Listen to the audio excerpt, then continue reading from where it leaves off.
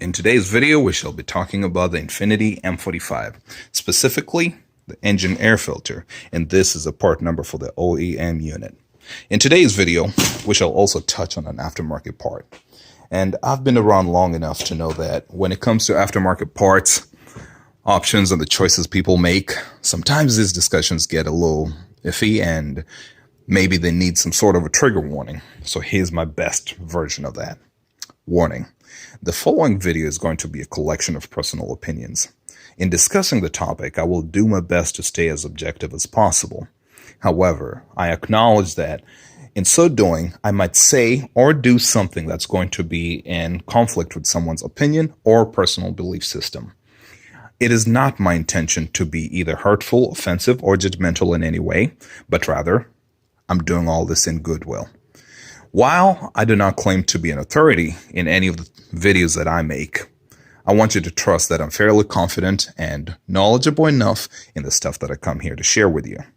So I am doing and I'm sharing what I know based on my education as well as my personal experiences.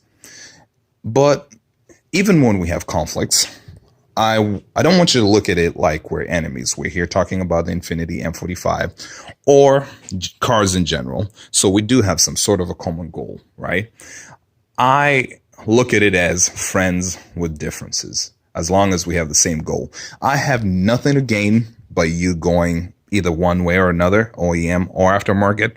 The only pleasure that I get from your experiences is you guys keeping your cars on the road for as long as possible.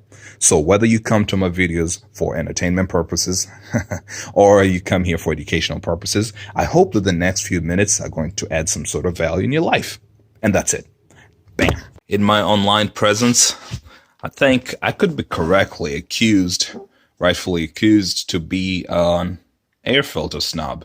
I have been very vocal about my displeasure for anything other than OEM air filters, and right now we've got one of these stickers, and this right here is an Infinity M45 airbox. Yes, M45 came from one of my parts cars, and this is what a stock system looks like over here. It's pretty nice and simple. Back when it was pretty easy to remove and replace things. This is an OEM filter.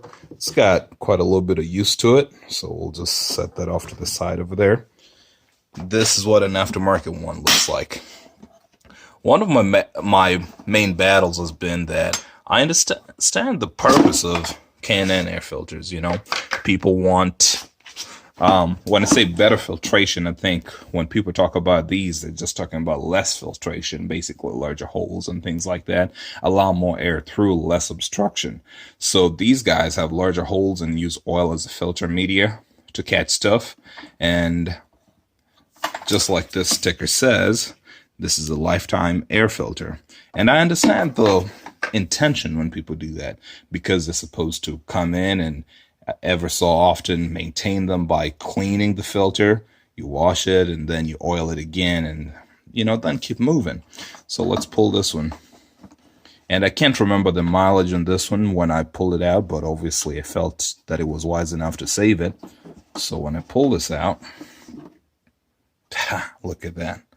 This is what your air filter looks like. Kind of filthy, honestly. But I gotta say that they do come in kind of blackish, bluish purple, so it's not too bad, but this is what they look like. I personally don't like my filters looking like this, but this is serviceable. And this part right here is the part that gets me. I don't think when people buy these high maintenance filters, or maybe you look at it as low maintenance, basically it's a maintenance required filter. With the paper filters, the OEM style, it gets to a side mileage, throw it out, and just get a new one, right? I've got a new one right here, and this is the part number. Okay? And this is what the new one looks like. Oh, nice. Got a nice color change going on, huh? Yeah, so this is what the new one looks like, and I'll be installing that in the car in a bit. This one right here, it's that the intention is that the wood make a point of maintaining it, but then people end up neglecting them. So at that point, it becomes kind of useless. Like, one of the main reasons you said you wanted to get one of these was that you could maintain them, but then you're not doing that. Okay, so let me show you. Despite how filthy this thing looks like, let's look at the old one here. This one's got like 20,000 miles of use. Light up there. Okay, so put it up and look. This is me trying to look through my OEM air filter. Okay, pretty, I mean, it's paper, so you can kind of see the color through, but generally no holes. Let's look at the K&N one. Boy, this thing is filthy. How do I even hold it? Same thing, same view, okay? Out there. Look at that.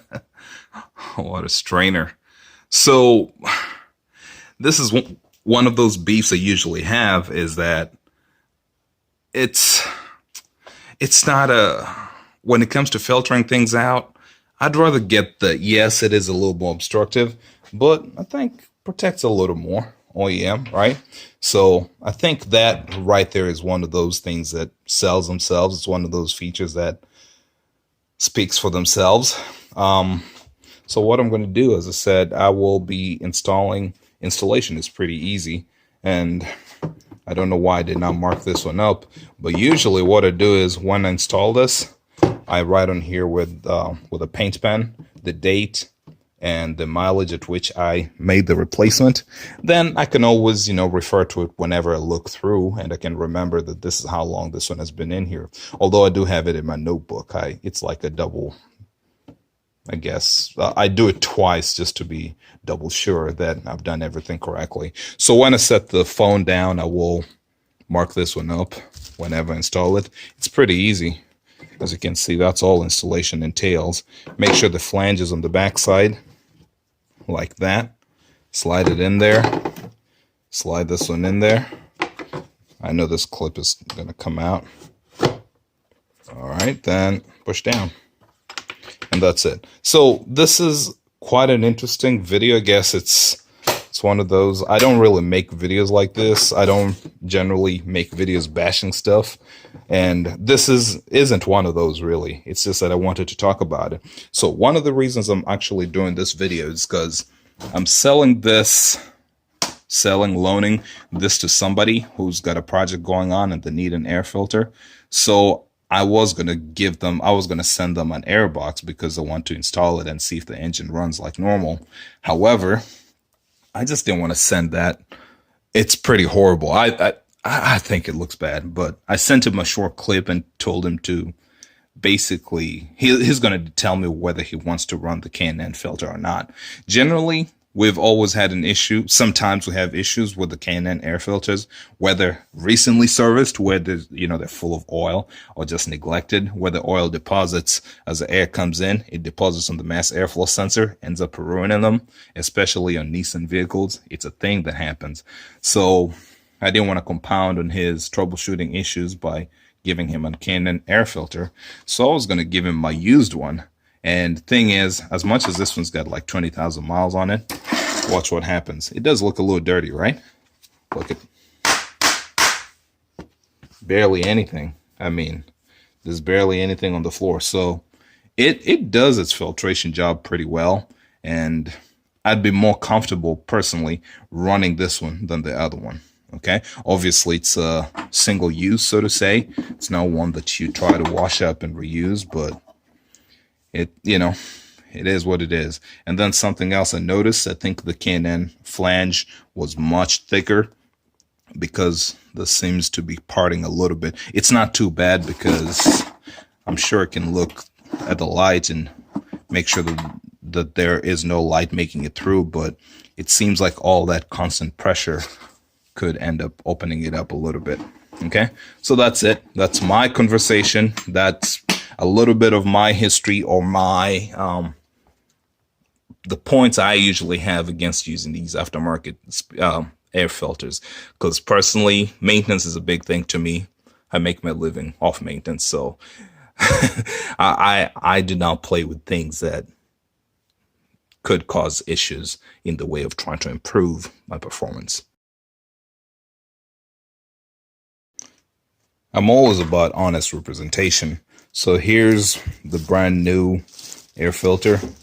I tried to write on it, but then I realized that the number wasn't correct. This vehicle's got about 195,000 miles, but the battery's dead, so I couldn't really confirm that. But I wanted to show you guys something. If you got good eyesight, you might be able to catch it. There you go. See a little bit of sheen on the corners? Yeah, this thing's got a little bit of oil,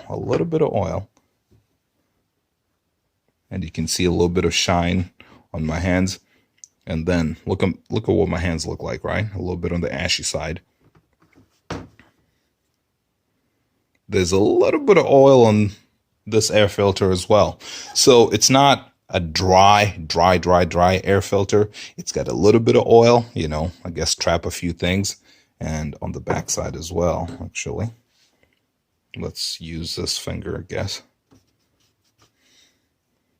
Yeah, not as much on the backside, but I know it's there.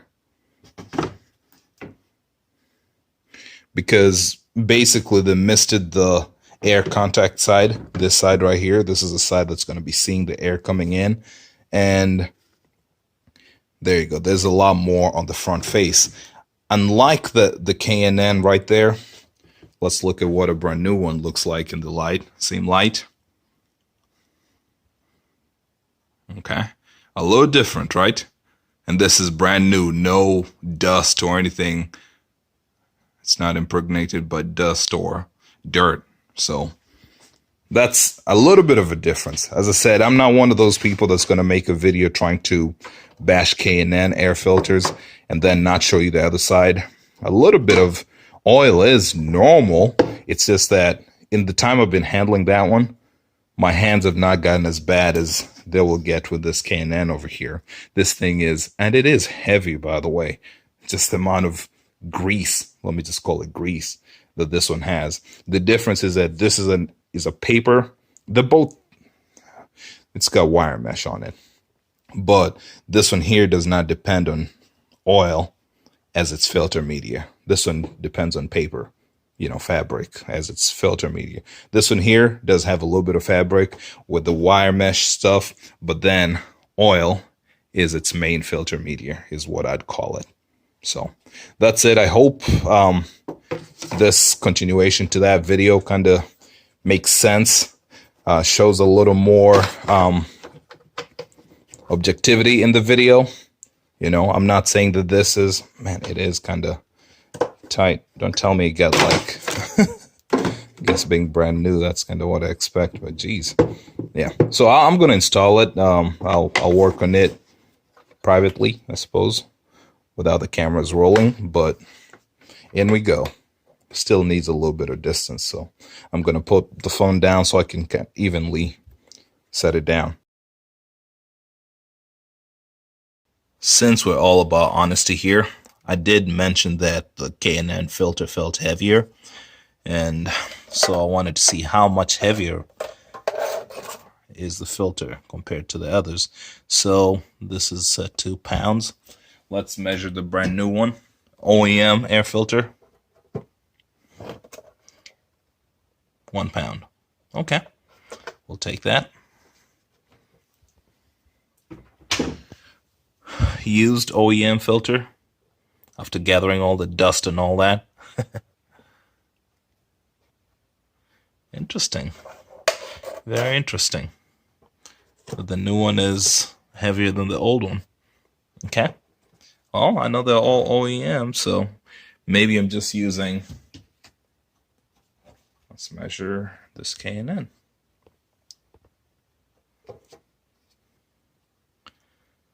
1.2. So hey, at least I'm calibrated well enough to tell a difference of 0.2 pounds, right? Thing is, numbers are that. Numbers don't really care about feelings and all that.